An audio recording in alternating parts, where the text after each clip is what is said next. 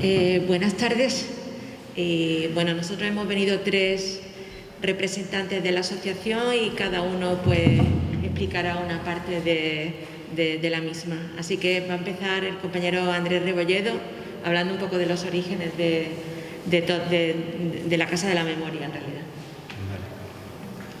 Gracias, Margarita. A ver, hoy día 14 de junio, según establece la Ley de Memoria de la Junta de Andalucía, aprobada en 2017, establece a este día como Día de las Víctimas del golpe de Estado, de la dictadura y de la represión. Y se da una paradoja importante, porque en vez de cumplir la Junta de Andalucía, el gobierno actual, con ese día, con ese reconocimiento a las víctimas y con esos homenajes que debería hacer de obligado cumplimiento, no solamente no los homenajea, no los reconoce, los niega, y sí le da la medalla, una medalla de Andalucía, extraordinaria, especial, o como queramos llamarla, al actual rey de España. Quiere decir que la monarquía de este país todavía no ha condenado, no ha pedido disculpas por las atrocidades que cometió el franquismo en este país como jefe del Estado, porque esto es una cuestión de Estado, y sin embargo sigue negando a las víctimas y a todo lo ocurrido. No quería dejar pasar este momento pues para decir esto en este día para nosotros tan especial y tan importante. Y yendo un poco al grano de lo que os vengo a contar, hay una frase que parece ser que lleva rondando por este mundo hace más de 2000 años, que se le atribuyen a Confucio, en el que dice que todo pueblo que no conoce su historia está condenado a repetirla. Y yo añadiría que toda familia que no conoce su pasado está condenada a la desmemoria. Y un pueblo, una familia, un individuo o un país entero sin memoria, algo tan importante, nunca va a llegar a ser lo que debe de ser como sociedad, como pueblo o como individuo. Y ahí radica y tiene su origen la Casa de la Memoria, la Sauceda. Y lo digo así porque yo, como cualquier niño de este país, nieto de un abuelo fusilado, sin saber que había sido fusilado cuando era niño, lógicamente surge la pregunta en la casa: ¿dónde está abuelo? ¿Qué pasó con abuelo? En este caso, abuelo materno. Y la respuesta era bien clara: no, murió en la guerra, pero con una contundencia que te anulaba replicar o volver a preguntar o indagar en esa pérdida. Pero ahí comienza todo. Y comienza todo porque en la medida en que te vas haciendo un poco más mayor, la pregunta sigue rondando. Y ya la respuesta, ya, aunque ha existido un silencio grande siempre, pero con lo poco que se sabe, algo más te dicen. Ya te dicen dónde en un momento dado pudo desaparecer, qué fue lo que probablemente le ocurrió, sin mayores datos o sin datos exactos, pero algo más te dicen. Y lógicamente ahí empieza una necesidad, y una necesidad humana. Yo no tenía ni idea de lo que era la memoria histórica, pero sí tenía esa gran necesidad. Y mi madre siempre decía: a ver si podéis encontrar en algún registro civil la partida de defunción o dónde puede estar enterrado, porque yo lo que quiero es recuperar los huesos de mi padre, literalmente. Pues como ciudadanos normales y corrientes buscamos en diferentes registros civiles de Cortes de la Frontera, porque ya sabíamos que era la Sauceda donde había hecho familia, mi abuelo con mi abuela, que tuvieron 4 hijos, mi madre la menor de los 4. El resultado fue negativo porque no encontramos ningún dato, pero ya en esos años ya se empezaba a hablar de que había investigadores, que había historiadores, que se hablaba de la Sauceda y que se hablaba del Marrufo Cortijo, jerezano, el cual había sido el cuartel de los golpistas en este caso, de la parte de la Guardia Civil de Ubrique, que era la que estaba allí, y donde supuestamente pues habían sido fusilados. Decían que centenares de personas. Ahí de alguna manera se abría una luz, al menos para poder buscar, ¿no?, ya que se empezaba a hablar de la memoria histórica, de las fosas comunes, etcétera, etcétera, ¿no? Entonces surge en Jimena de manera extraordinaria y espontánea, a través de varios colectivos, la realización de unas jornadas de memoria histórica. Eso fue en marzo de 2009. Las denominamos Recordar es Recuperar. Nos pareció un título bastante acertado en ese sentido, porque lo que intentábamos era recuperar aquello. Entonces se habló de la Sauceda del Marrufo, entre tantas otras ponencias que hubieron, porque fueron 3 días de ponencia, con la clausura final en el propio poblado de la Sauceda, lugar simbólico, lugar destruido. Estamos hablando de un pueblo que quedó arrasado, quedó borrado del mapa, quedó destruido. Pero sí tuvo ese emblema siempre, ese poblado, además de servir de espacio recreativo, con las cabañas que restauraron para una serie de, bueno, pues para el turismo rural, etcétera, tiene esa belleza y esa magia medioambiental, paisajística, etcétera. Ahí hicimos ese homenaje y esa clausura de esa jornada. Pero ahí se encendió una llama, ahí se sembró una semilla, porque de esa jornada surge, en el caso mío concreto y de algún que otro compañero más de los que organizamos esa jornada, incorporarnos al Foro por la Memoria del Campo de Gibraltar, que yo lo desconocía, pero que varios compañeros, de los cuales ahora soy compañero prácticamente desde ese año de 2009, la propuesta de que nos incorporáramos al Foro por la Memoria del Campo de Gibraltar.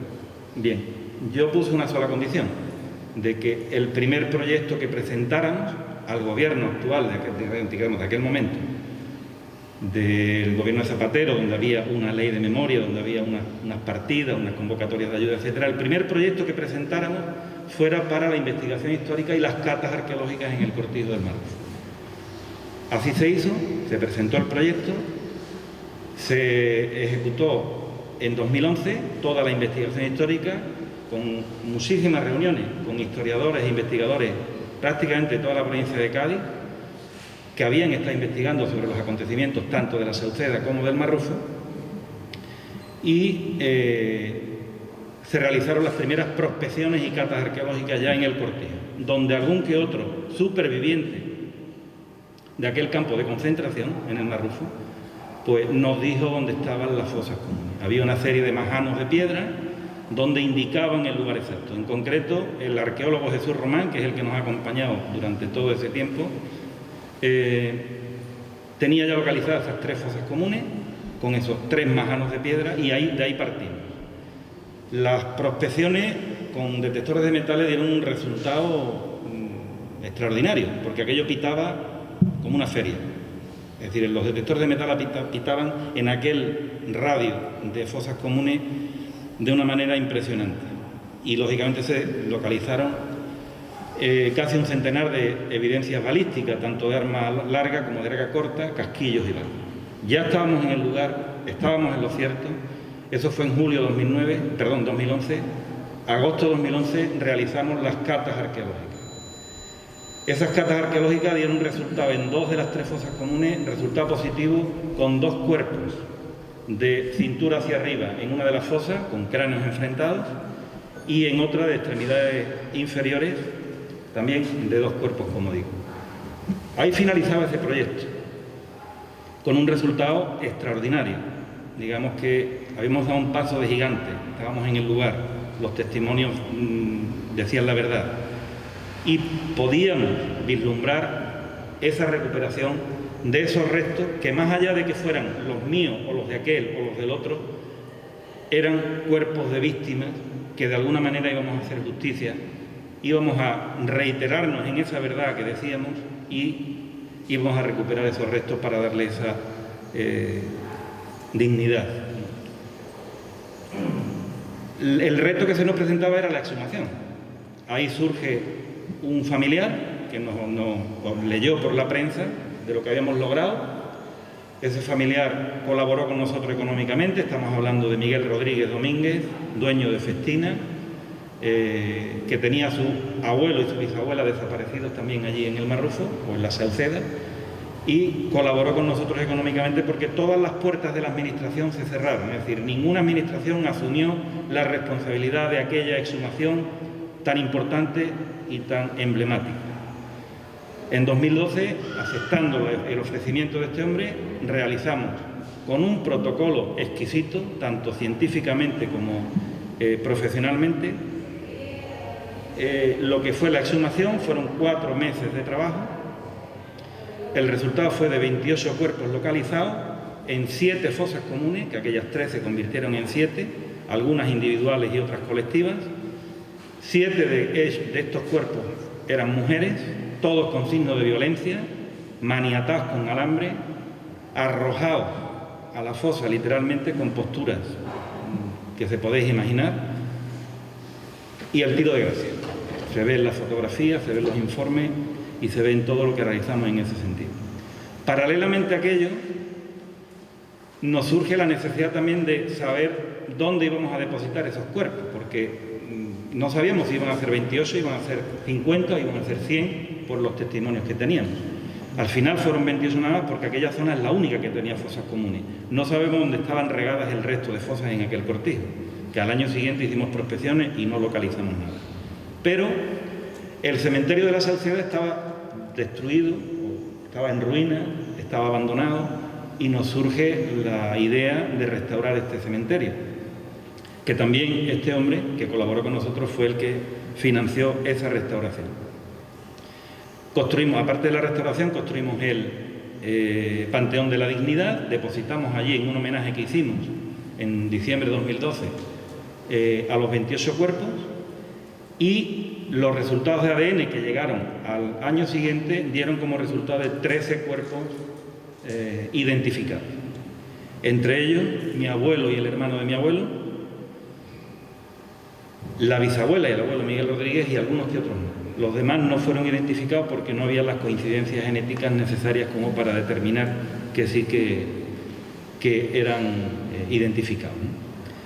Y paralelamente a aquello, nos surge la idea, y ahí ya entro de lleno, y perdonadme que me haya extendido un poco, pero creo que hay que explicar cómo ha sido todo el proceso. En ese mismo año, en ese mismo verano que estábamos en la exhumación y en el arreglo del cementerio, había una casa en ruinas que había sido ferretería de un masón, Jimenato, Juan Ferrer Rodríguez. Estaba en ruinas, estaba en venta, y nos surge la idea de crear, también por necesidad, porque pensábamos que este proyecto tenía que seguir adelante y de alguna manera ofrecer a la ciudadanía y divulgar todo lo que habíamos logrado allí y todo lo que había investigado también sobre el campo de Gibraltar y los acontecimientos del campo de Gibraltar. Entre ellos la masonería también, entre ellos la guerrilla antifascista o antifranquista y todos los acontecimientos de los prisioneros republicanos con las fortificaciones, etcétera, etcétera. Con esa necesidad y esa propuesta, esa idea, se la ofrecimos a este hombre también y colaboró con la compra de la casa, la restauración de la casa, ya con una idea concreta.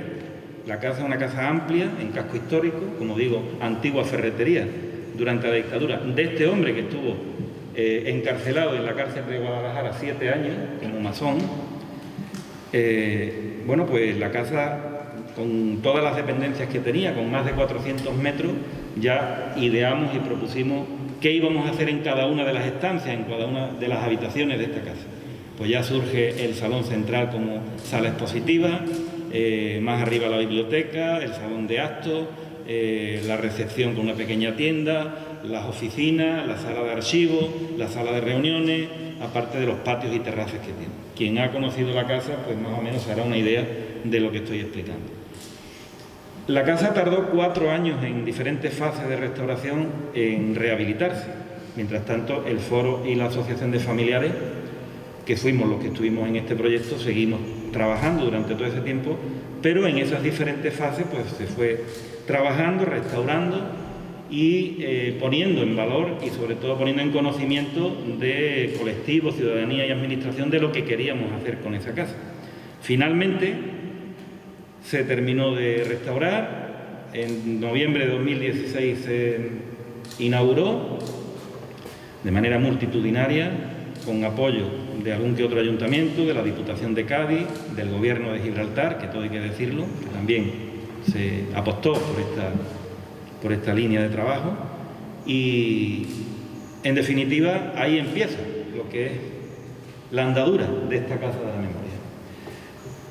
Pero siempre teníamos la sensación de que faltaba algo, y faltaba que la casa tuviera entidad propia, porque en la casa quienes estábamos éramos el Foro por la Memoria, la Asociación de Familiares de la Sociedad del Marrufo, que se creó específicamente para la exhumación, pero siempre nos planteábamos internamente de que la casa tenía que generar más actividad, tenía que generar más incorporación de personas interesadas, personas que tenían mucho interés y nos lo habían planteado de esa manera, hasta que al final la Asociación de la Casa de la Memoria, un mes antes del confinamiento, se crea. Y se crea sobre todo para que, además de tener esa entidad propia, tuviera esa autonomía para realizar todas las actividades y conseguir todos los objetivos que perseguía la casa, a nivel de investigación, a nivel de divulgación, la propia oferta educativa que tiene la casa para los centros educativos de la comarca, incluido Gibraltar, secundaria y bachillerato, las visitas permanentes que ha tenido la casa de miles y miles de personas, porque Jimena es un pueblo de turismo rural, donde vienen gente de toda España y muchísimos extranjeros, y eso nos daba, además de esa tarjeta de presentación, nos daba la herramienta necesaria para dar a conocer lo que tantísimo tiempo ha estado en silencio, ha estado oculto. Y nosotros de alguna manera con eso lográbamos destapar, levantar y despertar conciencia y sobre todo conseguir ese objetivo en memoria de todas las víctimas y sobre todo en memoria de todos los principios, ideales y motivos de lucha que tuvieron para conseguir una sociedad mejor, que era en definitiva lo que perseguía todo republicano que fue fusilado, torturado, encarcelado, vejada, violada, etcétera, etcétera, etcétera. Además de en lo que convirtió el dictador a este país, de una auténtica cárcel, en un auténtico país de miseria, de hambre, de miedo, de silencio, etcétera, etcétera. Esa era nuestra herramienta. Yo creo que conseguimos el objetivo y los propósitos con creces y sobre todo con la creación de la asociación Casa de la Memoria. Creo que ya vimos el paso final en eso que perseguíamos y la verdad que nosotros como Foro por la Memoria y como asociación de familiares nos sentimos, además de un poco desahogados también, sobre todo honradísimos porque a esa incorporación de personas, a esa nueva asociación, gente de toda la provincia, personas de mucho prestigio a nivel historiográfico, de investigación, etcétera, etcétera, etcétera. Sencillamente esa es la historia que yo os quería contar, ese es el origen y esa es la gran satisfacción que tenemos como ciudadanos de bien, como ciudadanos que queremos conseguir que se logre imponer la verdad, de que de alguna manera se haga justicia y que también de alguna manera se repara a las víctimas, pero sin olvidar que la verdadera responsabilidad de todo esto está en el Estado español.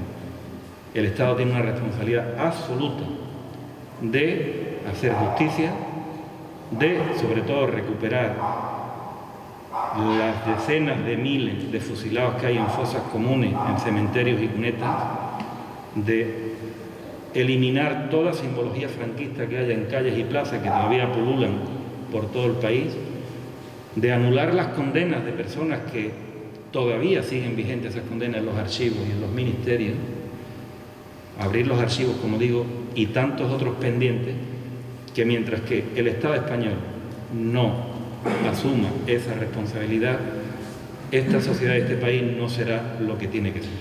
Así que nosotros con la Casa de la Memoria y sobre todo con la Asociación de la Memoria, y así ya le doy la palabra a mi compañera Margarita, presidenta de la asociación, es nuestro objetivo y nos sentimos la mar de honrados y satisfechos de haberlo logrado y de ponerlo a vuestra disposición. Así que muchas gracias.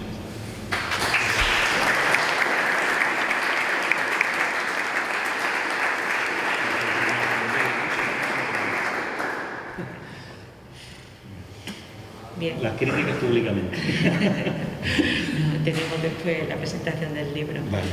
En fin, bueno, pues como nos ha explicado Andrés, se convocó una asamblea en febrero de 2020, muy poco antes de la pandemia, y en esa asamblea pues se aprobó la creación de la asociación. Ya llevábamos algunos borradores de estatutos, con lo que realmente de esta asamblea le salieron los estatutos más o menos aprobados, salió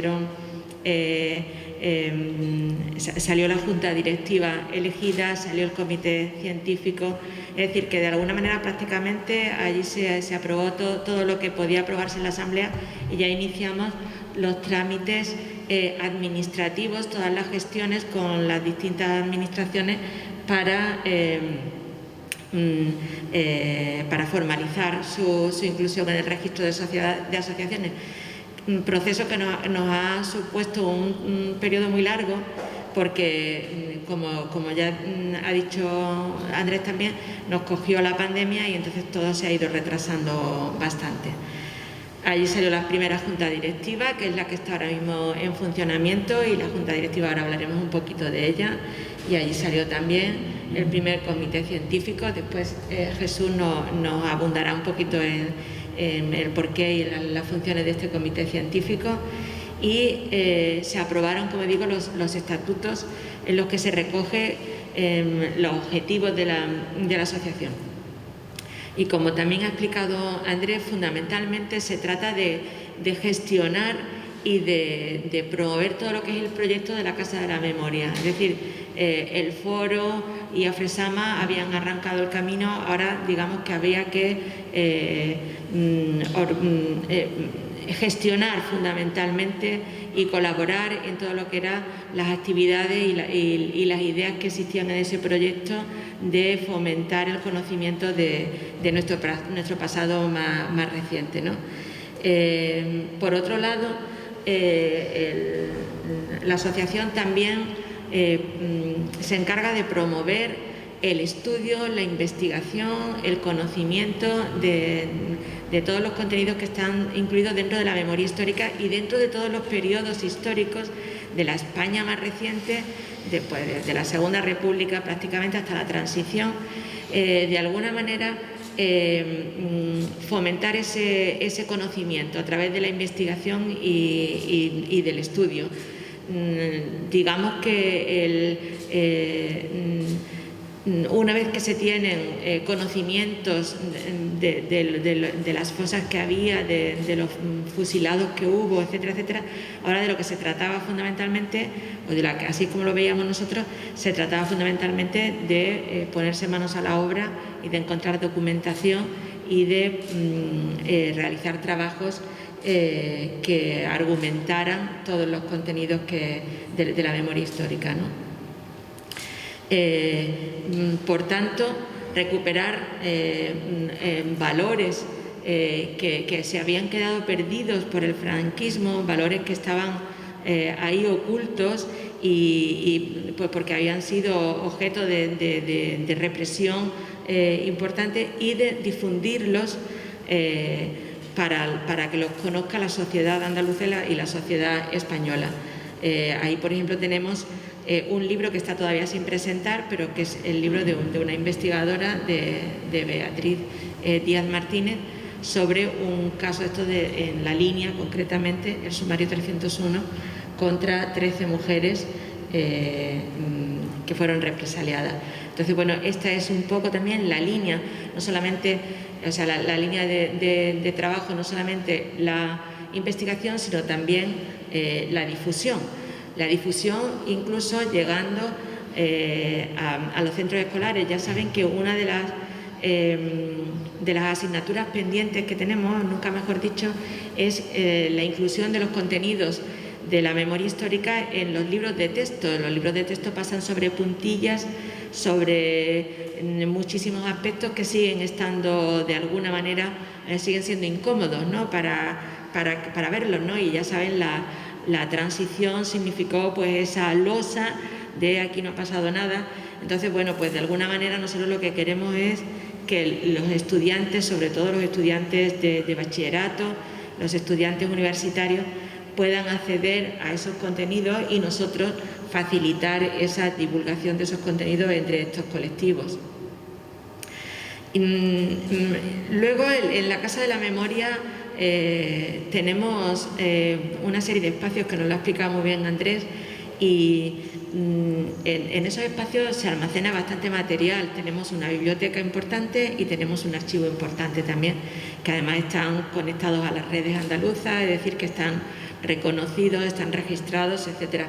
Entonces también es tarea de la asociación cuidar todos estos materiales, cuidar y promover su estudio, promover su difusión, que se conozca ese material que existe allí, porque además este material es susceptible de ser estudiado, de ser analizado y de ser utilizado en trabajos importantes de investigación.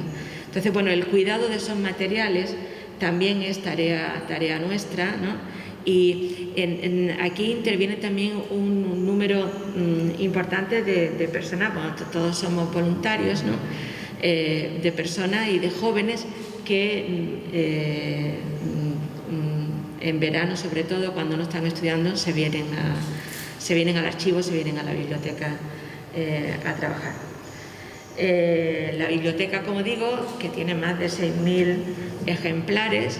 La biblioteca quiere especializarse fundamentalmente en el siglo XX español y entonces pues ahí también nosotros hacemos búsqueda de más materiales, incluso compra para ampliar los fondos. Tengo que decir que los fondos de la biblioteca se han nutrido fundamentalmente de donaciones. O sea, las donaciones son muy importantes para nosotros porque tanto para el archivo, todo el material que hay de archivo como el material de biblioteca, fundamentalmente procede de personas que nos han donado. La biblioteca lleva el nombre de Javier Núñez Yáñez porque fue el primer donante de libros. Bueno, pues la biblioteca, como digo, también es uno de nuestros, en realidad es uno de nuestros pilares. La biblioteca y el archivo son para nosotros los dos recursos más importantes, porque a partir de ellos, como digo, se puede acceder a informaciones muy valiosas para conocer este pasado del siglo XX español, ¿no? Y como digo, en muchos casos las donaciones son constantes, es decir, que realmente cada cierto tiempo hay alguien que viene y dona. Aquí en la noticia que traigo, el Francisco Cortés, su archivo digitalizado lo ha puesto a disposición de la casa hace prácticamente unas semanas. Entonces, bueno, todo ese material importantísimo, la asociación vela por él, ¿no? También proponer nuevas líneas de actuación, nuevas actividades, nuevas maneras de enfocar la memoria histórica. Y bueno, aquí quiero hacer una mención especial al nacimiento de La Voz de la Memoria, que es una radio por internet. Tenemos 3 compañeros muy implicados, son Debbie, Fernando y Juan de, que son los que lo han puesto en marcha.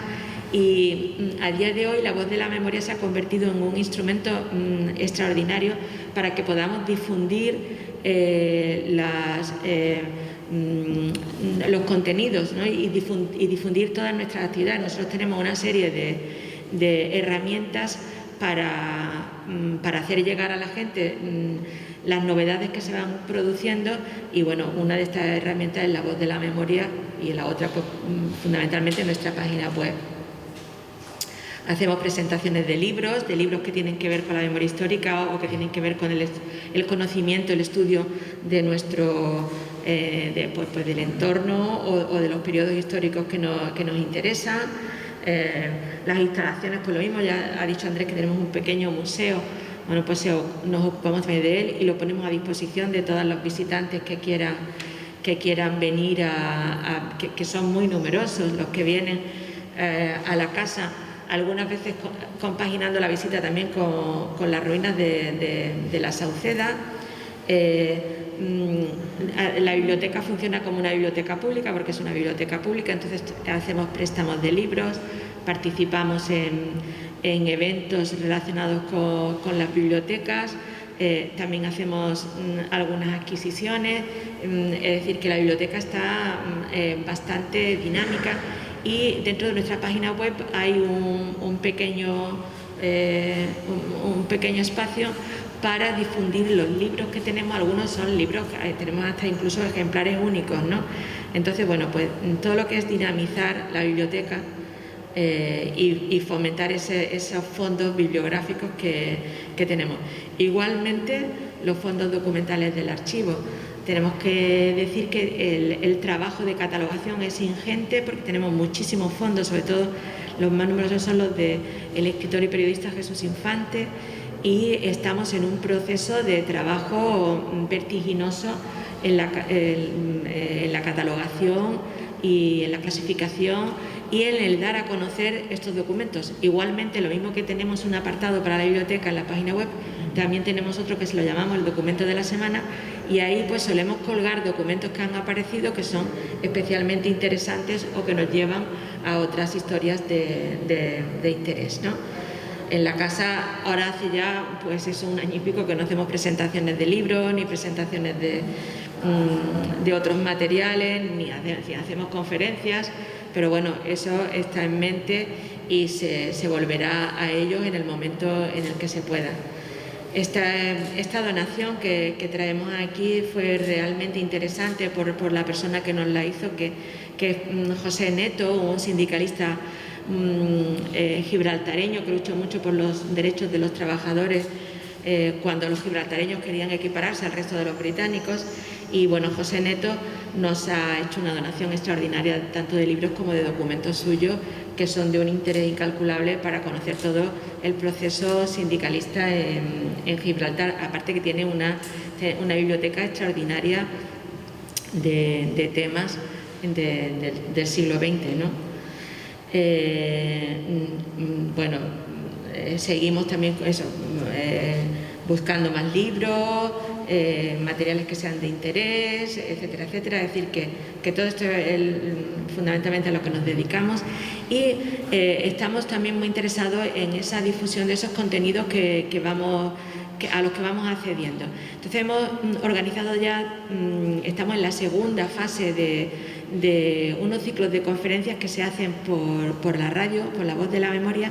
Hemos hecho el primer ciclo, que fue en abril, y lo titulamos Abril Republicano, y en ese ciclo unas 22-23 conferencias online se impartieron por gente conocedora de los temas, gente experta, y bueno, tuvieron un éxito. Nuestro compañero, que es el que hace las mediciones de la gente que nos visita, y eso nos daba una cifra impresionante de las personas que habían visitado la página web y que habían oído los podcasts y que habían seguido de alguna manera, ya una vez que habían entrado a las conferencias, digamos que miraban más cosas en la página web.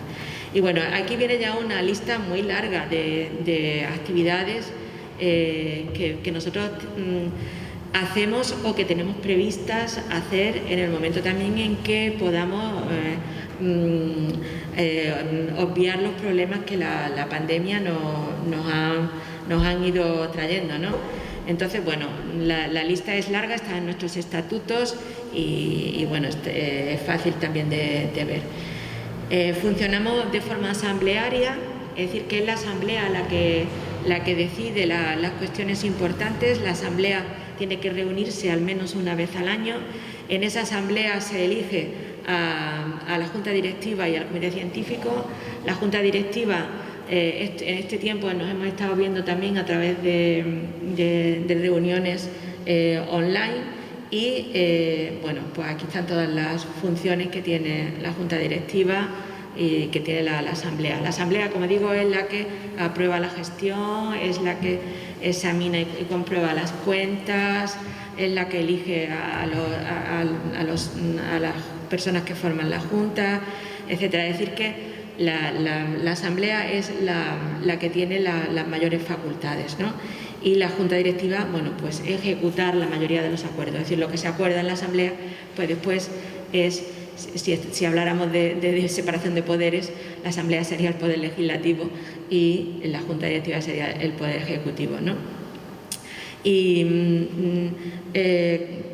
para terminar yo, simplemente hacer una mención a un trabajo que estamos haciendo ahora, que es la reedición de un libro de Jesús Infante que se llama La Remonarquía, un libro muy interesante en el que Jesús Infante, con su línea crítica feroz y su humor negro, pues plantea un poco cómo volvemos a la monarquía después por verbigracia de Franco, ¿no? Y es una de las actividades que tenemos en marcha ahora, junto con el segundo ciclo de conferencias, que van a ser unas 24 conferencias, será en julio, y esta vez irán sobre el golpe, la guerra y la represión. Y bueno, pues estamos muy contentos porque bueno, todo el mundo con quien contactamos, algunos son especialistas con un nombre importante, todo el mundo nos ha dicho que sí, que van a colaborar, y bueno, el propio Paul Preston nos va a hacer la conferencia inaugural, ¿no? Y yo, bueno, tenemos aquí, y a mí ya solamente me queda, tenemos aquí unos formularios en los que viene para poner los datos, viene el número de cuenta, porque se me olvidó decir, la cuota anual que tenemos es de 30 euros, pero si alguien tiene dificultades para pagarlo, tenemos una cuenta mínima de 10. Y bueno, pues aquí tenemos un formulario con los datos personales para aquellas personas que quieran formar parte de la asociación, el número de cuenta, etcétera. Y bueno, pues ahora al final, si hay algunas personas que estéis interesadas en formar parte de nuestro proyecto, pues lo cogéis, nos lo rellenáis y nos lo dais. Y bueno, la revista Cuatro Esquinas, bueno, la revista Cuatro Esquinas es otra, sí, se me había olvidado. Es que son muchas cosas, tenemos muchas cosas abiertas. La revista Cuatro Esquinas y la publicación de libros, tenemos también una línea de publicaciones de libros que va con Gibraltar. La revista Cuatro Esquinas también la hemos traído, creo, ¿no? Sí, está para reparar. Está por ahí, la podéis ver ahora. Y el catálogo también está para reparar. Y el catálogo. Y bueno, en la revista Cuatro Esquinas se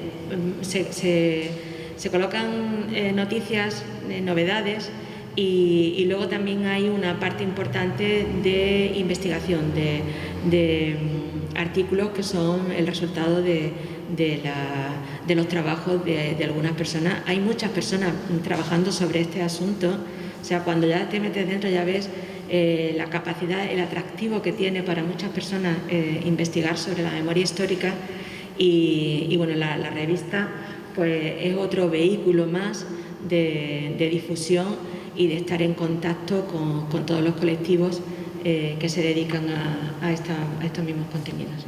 Y no sé si se me olvida alguna cosa más. Casi seguro que sí, pero sí. Son tantas cosas. Pero bueno, estamos enfrascados en bastantes proyectos, pero con mucha ilusión, con muchas ganas, y realmente lo que percibimos es bastante buena sintonía en general con todos los sitios donde llamamos, todas las puertas a las que tocamos. Bueno, hay que decir que el salón de actos, por ejemplo, se llama Andrés Vázquez de Sola, ya que estamos en San Roque. También. Bueno, porque Andrés es uno de nuestros padres y casi madres. Y donante también. Y donante. Tenemos obra suya allí y ha hecho cosas para nosotros. Nada, muchas gracias.